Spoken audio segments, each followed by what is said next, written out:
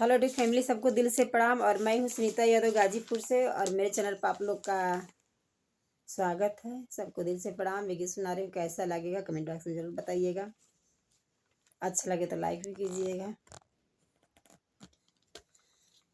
किशोरा खिड़की 10 दरवाजा पिया आवारा होई गए। सोरा खिड़की 10 दरवाजा पिया आवारा होई गए। पिया आवारा होई गए, हो पिया आवारा होई गए। कि पीटे दूसरा के दरवाजा पिया आवारा होई गए। कि पीटे दूसरे के दरवाजा पिया आवारा होई गए। कि पीटे दूसरे के दरवाजा पिया आवारा होई गए। कि 16 खिड़की 10 दरवाजा पिया आवारा होई गए। कि 16 खिड़की 10 दरवाजा पिया आवारा होई गए। नाही चाही महल दुमहल, नाही चाही अटारी हो।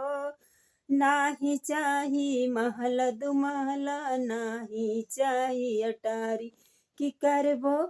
कि करबो मड़ई में गुजारा पिया आवारा होई गईले। कि करबो मड़ई में गुजारा पिया आवारा होई गईले।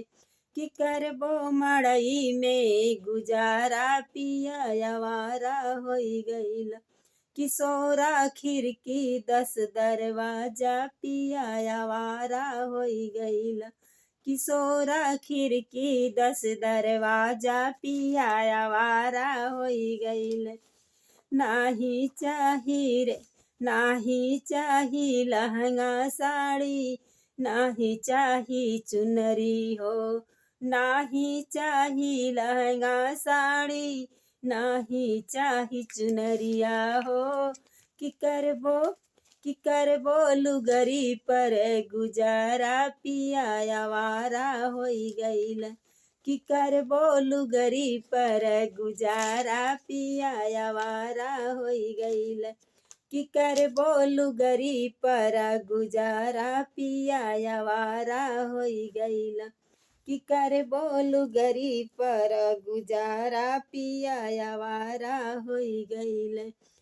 नाही चाही पूड़ी कचौड़ी, नाही चाही पूड़ी कचौड़ी, नाही चाही मिठाई हो। नाही चाही पूड़ी कचौड़ी, नाही चाही मिठाई। कि करबो रोटी पर गुजारा पिया आवारा होई गईल। कि करबो रोटी पर गुजारा पिया आवारा होई गईल। नाही घूमब दिल्ली बम्बई, नाही घूमब कलकत्ता हो।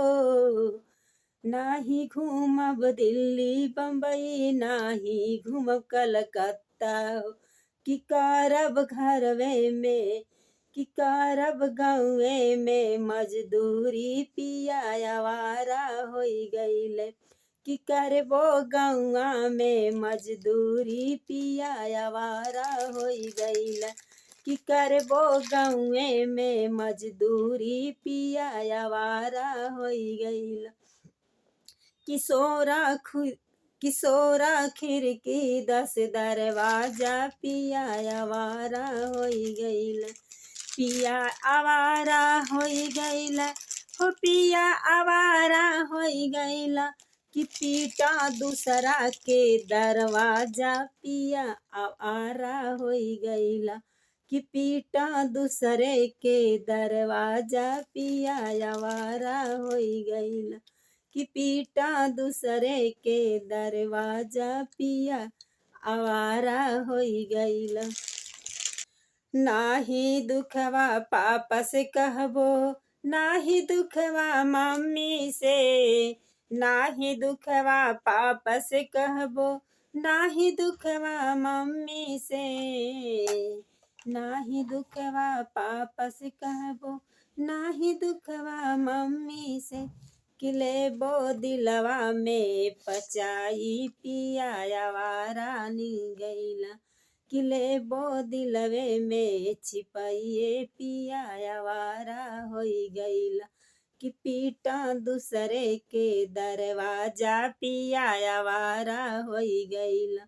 नाही दुखवा भैया से कहबो नाही कहबो भाभी से कि भाभी मम्मी के मरिहा ताना पिया आवारा होई गईला कि करबो घर ही में गुजारा पिया आवारा होई गईला कि करबो ससुरे में गुजारा पिया आवारा होई गईला कि करबो ससुरे में मजदूरी पिया आवारा होई गईले।